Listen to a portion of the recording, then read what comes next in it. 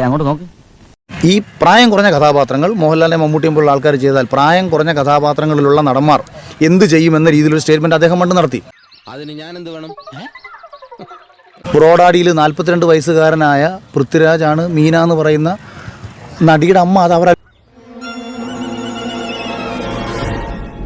ബ്രോഡാഡിയിൽ 42 വയസ്സുകാരനായ പൃഥ്വിരാജാണ് മീന എന്ന് പറയുന്ന നടിയുടെ അമ്മ. അത് അവർ അത്ഭുതപ്പെട്ടു എന്ന് അവർ തന്നെ പറഞ്ഞു.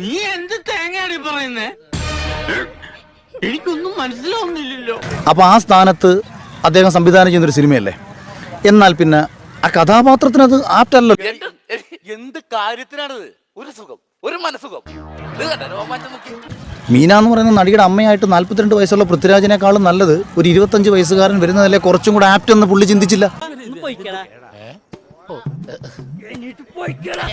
എന്നാ പിന്നെ വരാനുള്ളത് ഏതെങ്കിലും ഓട്ടോ പിടിച്ചു വരും മുമ്പ് ഞാൻ പോട്ടെ. ദൈവം കാക്കട്ടെ.